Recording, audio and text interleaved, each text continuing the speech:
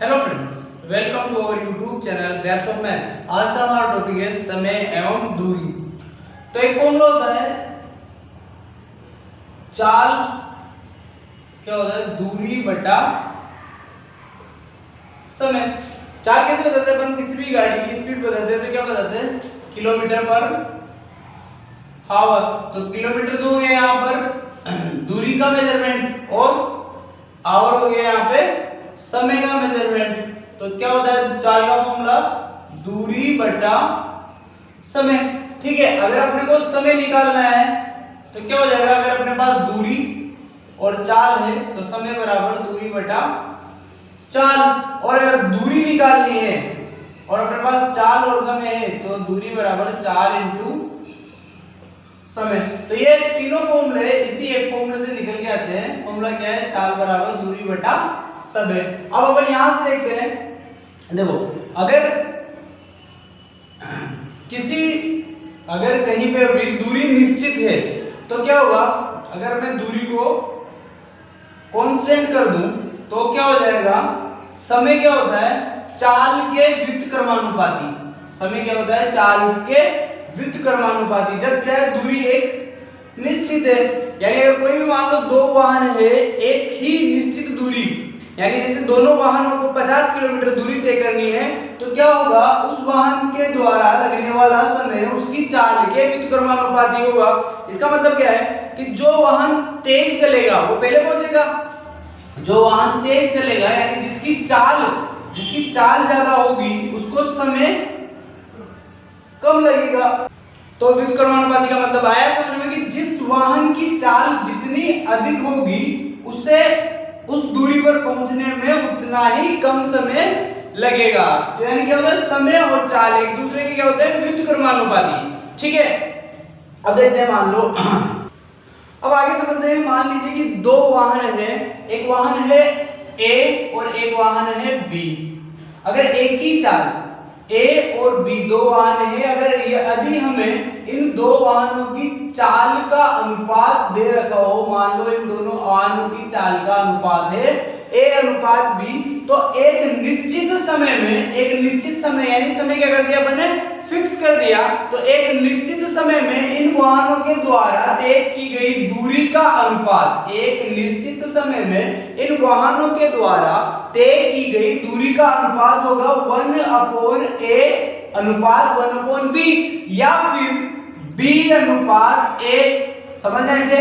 मान लो कोई दो वाहन है जिनकी चाल का अनुपात अपने को दे दिया a अनुपात b, और एक निश्चित समय में हमसे दूरी का अनुपात पूछे तो वो क्या हो जाएगा? 1/a अनुपात 1/b या b अनुपात a। ठीक है, अब आगे देखते हैं। यदि किसी वाहन ए वाहन की चाल है x किलोमीटर पर आवर, और अपने को क्या करना है? चाल को मिनट पर सेकंड में बदलना है। तो क्या करना है? चाल को 5/18 से मल्टीप्लाई करने पे क्या हो जाएगा? मीटर पर सेकंड। या फिर अगर अपने को चाल, मान लीजिए अपने को चाल दे दी y मीटर पर सेकंड, और क्वेश्चन न्यूमेरिकल हल करने के लिए अपने को चाल चाहिए किलोमीटर पर आवर में, तो क्या करना पड़ेगा अपने को? 18/5 से मल्टीप्लाई करने पर ये किसमें चेंज हो जाएगी? Kilometre per hour. यानी किलोमीटर पर आवर में दे रखी है तो करना है अपने को 5/18 से, और अगर मीटर पर सेकंड में दे रखी है तो क्या करना है अपने को? 18/5 से मल्टीप्लाई करके इसकी क्या कर देनी है? अपने को न्यूमेरिकल वैल्यू कन्वर्ट कर सकते हैं अपन। जैसे अपने को न्यूमेरिकल में डिजाइन होगी उस हिसाब से अपन क्या कर लेंगे? इसकी वैल्यू को चेंज कर लेंगे। अब देखिए एक और क्वेश्चन पूछता है औसत चाल। मान लीजिए कि कोई वाहन जब किसी एक निश्चित जगह पर पहुंचता है तो जाते वक्त उसकी चाल है, एक वाहन को क्या करना है? यहां से यहां पर उसकी क्या करना है? यहां पर उसे पहुंचना है। तो मान लीजिए जाते टाइम जाने के समय अपने को चाल दे दी x किलोमीटर पर आवर, और बोल दे कि आने के समय इसकी चाल है y किलोमीटर पर आवर, और वाहन की अपन से पूछ ले औसत चाल। तो औसत चाल क्या होती है? औसत चाल का फॉर्मूला होता है 2xy upon x plus y। इस फॉर्मूले से अपन औसत चाल निकाल सकते हैं। जब वाहन की जाते वक्त तो चाल हो x किलोमीटर पर आवर और आते वक्त चाल हो y किलोमीटर पर आवर, तो क्या कर सकते हैं अपन औसत चाल निकाल सकते हैं। वैसे औसत चाल का फॉर्मूला क्या होता है? औसत चाल का सूत्र होता है कुल दूरी बटा कुल समय।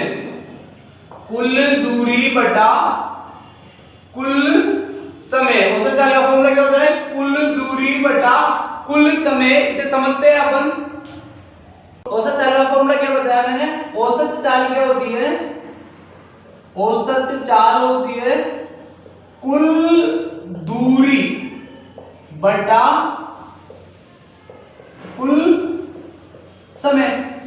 अब देखो इसे समझना, एक व्हीकल यहां से स्टार्ट हुआ, ठीक है, उसने यहां तक दूरी d1 कवर की, फिर यहां से चला यहां तक की दूरी d2 कवर की, फिर यहां से चला यहां तक की दूरी d3 कवर की, फिर यहां से चला यहां तक की दूरी d4 कवर की, और यहां पर फाइनली अपनी मंजिल पर पहुंच गया। ठीक है, तो उसने कुल दूरी तो क्या हो गया? औसत चाल निकाल लिए। क्या निकाल लिया अपने को? औसत चाल। औसत चाल का सूत्र क्या बताया मैंने? कुल दूरी। तो व्हीकल ने क्या करा?